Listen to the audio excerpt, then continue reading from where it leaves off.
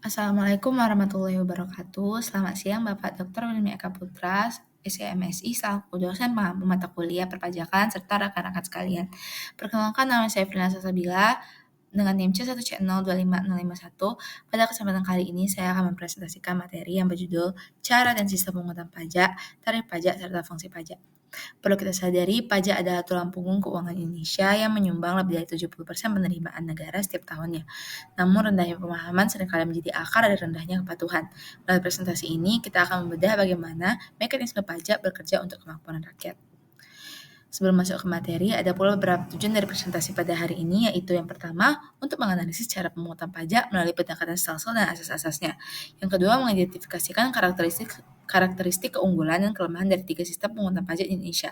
Yang ketiga, menguraikan jenis-jenis tarif pajak dan contoh penerapannya dalam praktik, serta memahami peran strategis pajak sebagai instrumen fiskal melalui 4 fungsi utamanya. Secara yuridis, pajak adalah kontribusi wajib kepada negara yang bersifat memaksa berdasarkan undang-undang, tanpa imbalan langsung dan digunakan untuk sebesar-besarnya kemakmuran rakyat. Ciri utamanya adalah iuran ini dapat dipaksakan dan digunakan untuk kepentingan umum. Poin pertama yang akan kita bahas pada hari ini adalah cara pemungutan pajak melalui pendekatan stelsel pajak. Yang pertama, kita tahu ada 3 stelsel. Yang pertama itu stelsel nyata atau real stelsel, yaitu cara pengenaan pajak yang didasarkan pada penghasilan atau objek pajak yang sungguh-sungguh diperoleh atau terjadi dalam satu tahun pajak. Pemungutan pajak dapat dilakukan pada akhir tahun pajak setelah seluruh penghasilan wajib pajak diketahui. Untuk keunggulan stelsel ini adalah pajak yang dipungut sesuai dengan keadaan sesungguhnya. Namun ada juga kelemahannya, yaitu memerlukan waktu lama untuk menetapkan pajak dan dapat mengganggu likuiditas kas negara.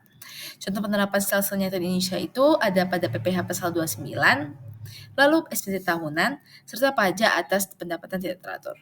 Yang kedua, stelsel anggapan atau fictive stelsel, yaitu cara pengenaan pajak yang didasarkan pada suatu anggapan atau fiksi hukum, bahwa penghasilan satu tahun pajak sama dengan penghasilan tahun pajak sebelumnya.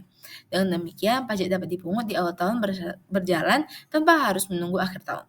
Keunggulannya adalah pemungutan pajak dapat dilakukan lebih awal, namun kelemahannya adalah dapat tidak mencerminkan keadaan penghasilan sesungguhnya.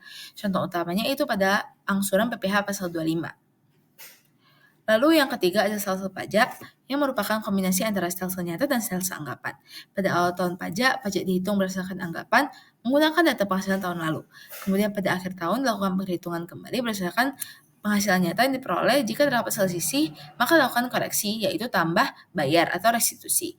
Sistem perpajakan Indonesia pada dasarnya mengandung stelsel campuran ini.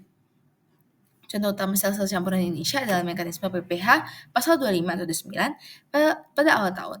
Pajak dihitung berdasarkan perkiraan atau stelsel fiktif melalui angsuran PPh 25. Lalu di akhir tahun disesuaikan berdasarkan penghasilan real atau stelsel nyata melalui SPT tahunan, di mana kurang atau lebih bayar berdasarkan dengan PPh 29 diselesaikan. Untuk mekanisme stelsel pajak di Indonesia sebagai berikut, sama seperti yang saya jelaskan barusan. Lalu kita akan mengetahui beberapa asas pemungutan pajak. Ada 4 asas pemungutan pajak. Yang pertama asas domisili, yaitu pajak dikenakan berdasarkan tempat tinggal wajib pajak atau worldwide income. Lalu ada asas sumber, pajak dikenakan berdasarkan tempat sumber penghasilan berada.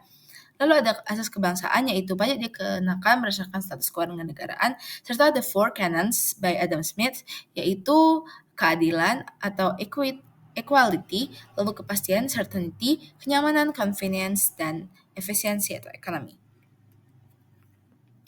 Poin kedua adalah sistem pemungutan pajak yang berlaku di Indonesia. Ada 3. Yang pertama, Official Assessment System.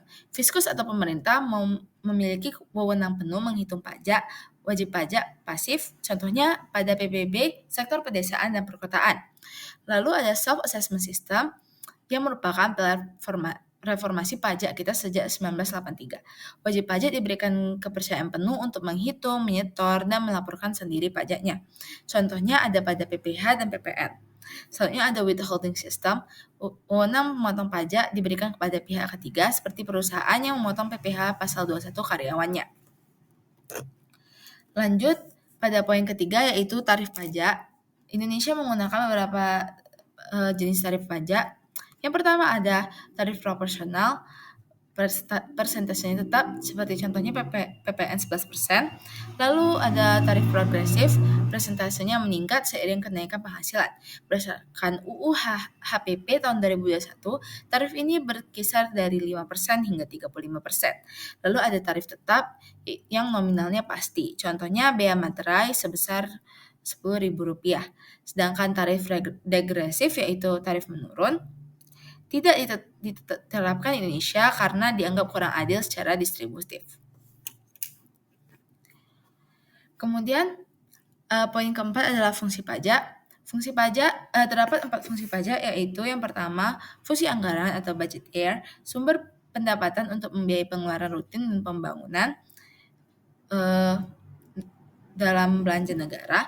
Lalu ada fungsi mengatur atau regularan sebagai alat kebijakan, misalnya cukai tinggi untuk rokok, insentif pajak untuk investasi. Lalu fungsi stabilitas untuk menjaga keseimbangan ekonomi, seperti pemberian stimulus pajak pada saat pandemi COVID-19.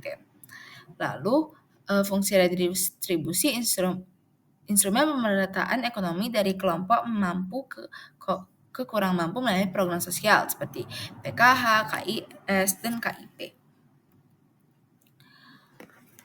Untuk kesimpulan dan sarannya, ada beberapa kesimpulan dan saran. Yang pertama, Indonesia menerapkan stelsel campuran, kombinasi stelsel nyata dan anggapan, serta menjunjung asas domisili, sumber, dan kebangsaan. Lalu, sistem pemungutannya terdiri dari Official Assessment System, PBB, Self Assessment, PPH dan PPN, dan Withholding System, pemotongan pihak ketiga. Lalu untuk struktur tarif, menggunakan tarif proporsional untuk PPN, lalu progresif untuk PPH orang pribadi, dan tetap untuk bea materai untuk menjamin keadilan. Lalu untuk fungsi strategis, pajak menjalankan fungsi anggaran, budget air, mengatur regularan, stabilitas ekonomi, dan redistribusi pendapatan masyarakat. Untuk saran bagi pemerintah, yang pertama adalah mengintensifkan sosialisasi perpajakan ke lapisan masyarakat bawah dan pelaku UMKM guna meningkatkan kepatuhan. Kemudian untuk wajib pajak diharapkan proaktif, meningkatkan pemahaman hak dan kewajiban, serta melapor secara jujur dan tepat waktu.